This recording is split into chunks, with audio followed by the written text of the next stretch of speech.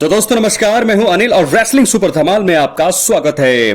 तो दोस्तों WWE bad blood के आयोजन में अब 2 हफ्तों से भी कम का समय बचा है। इस शो के मेन इवेंट को लेकर अभी तक रहस्य बरकरार था। दोस्तों अब हालिया रिपोर्ट में बैड ब्लड को लेकर बड़ा कंफ्यूजन दूर करते हुए रोमन रेंस के मुकाबले को लेकर अहम खुलासा किया गया है।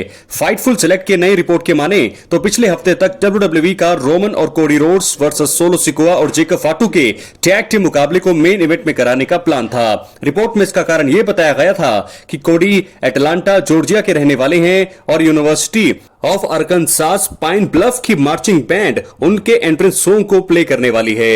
यही नहीं, रोमन रेंस के भी इस एरिया के साथ पुराने रिश्ते रहे हैं और वो जॉर्जिया टेक के लिए फुटबॉल खेल चुके हैं। स्मैकडाउन के आखिरी एपिसोड में रोमन रेंस का जॉर्जिया टेक के स्टेडियम में अमेरिकन नाइटमेयर के साथ फेस ऑफ भी देखने को मिला था।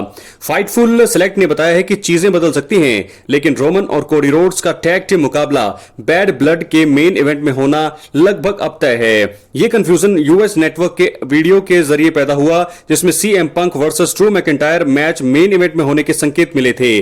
फाइटफुल ने बताया कि यह मुकाबला शो के मेन इवेंट में कराने का मतलब बनता है, क्योंकि ये हाई प्रोफाइल फ्यूड है और मुकाबले में hello in a cell stipulation भी जुड़ी हुई है। दोस्तों बता दें कि जैसा कि हमने आपको बताया कि बैड ब्लड में Roman Reigns, Cody Rhodes versus Solo Sikoa, Jacob Fatu और CM Punk versus Drew McIntyre का हेल इन अ सेल मुकाबला होना है। इसके अलावा इस प्रीमियम लाइव इवेंट में डेमिन प्रीस्ट वर्सेस फिन बेलर मुकाबले का आयोजन होना है। साथ ही लिव मॉर्गन को भी रिया रिप्ली के खिलाफ वुमेन्स वर्ल्ड चैंपियनशिप डिफेंड करनी है।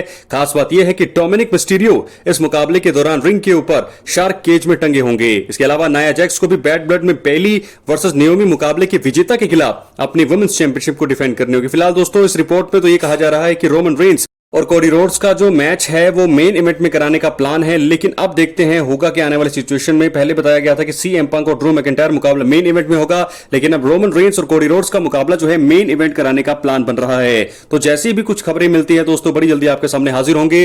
तो रोमन रेंस और कोडी रोड्स पहली बार यहां पर टैग टीम के रूप में काम करेंगे। उनके सामने होंगे सोलो सिकोआ और जेकब फाटू। आपको बता दें कि रोमन रेंस रेसलमेनिया 40 के बाद पहली बार यहां पर रिंग में लड़ते हुए नजर आएंगे। तो ऐसे में उनका मेन इवेंट कराने का मतलब बिल्कुल बनता है। पिछली वीडियोस में आप जाकर के देख सकते हैं, लेकिन अगर ये मेन इवेंट नहीं होगा तो बुरी खबर होगी रोमन रेंस के लिए। तो चलिए दोस्तों बात करते हैं जे उसो की। आपको बता दें कि रॉ के लेटेस्ट एपिसोड में जे उसो ने इतिहास रच दिया है। उन्होंने पहली बार अपने करियर में इंटरकॉन्टिनेंटल चैंपियनशिप हासिल की। मेन इवेंट में उन्होंने ब्रॉन ब्रेकर को हराकर यह सफलता हासिल की। कंपनी में सिंगल्स टाइटल जीतने में जे उसो को 14 साल लग गए हैं। उनकी जीत पर फैंस बहुत खुश दिखाई दिए। हालांकि अब कंपनी द्वारा कुछ योजनाओं में बदलाव किया जा सकता है।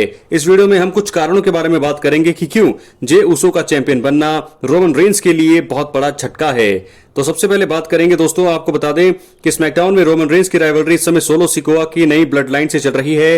रोमन रेंस का साथ कोडी रोड्स इस समय दे रहे हैं, लेकिन दोनों के बीच अभी भी मनमुटाव है। कुछ रिपोर्ट्स में कहा गया था कि आगे जाकर रोमन रेंस को जे उसो का साथ मिल सकता है, लेकिन अब ऐसा होता हुआ नहीं दिख रहा है। इंटरकॉन्टिनेंटल चैंपियन होने के नाते जे उसो का स्मैकडाउन में जाने का मतलब नहीं है। ऐसे में अगर रोमन रेंस ने भी सोचा होगा कि उनका भाई ब्लड लाइन के खिलाफ साथ देगा, तो उन उम्मीदों पर अब संभावित तौर पर पानी फिर गया है। और वहीं आपको बता दें कि सर्वाइवर सीरीज 2024 में भी नई ब्लड लाइन और ओरिजिनल ब्लड लाइन के बीच एक वॉर गेम्स मुकाबले की संभावना जताई जा रही है। रोमन रेंस ने जरूर सोचा होगा कि वो द उसोस के साथ मिलकर नई ब्लड लाइन का सामना करेंगे, लेकिन अब इस पर भी ग्रहण लग सकता है। आप सभी को पता है कि ओरिजिनल ब्लड लाइन तब बनेगी जब इसमें द उसोस शामिल होंगे। रोमन ने अगर अपने पुराने गुट को एक साथ लाने का प्लान बनाया होगा तो अब उन्हें बड़ा झटका लग सकता है। रोमन रेंस और उसोस का रीयूनियन काफी मुश्किल यहां से अब दिख रहा है।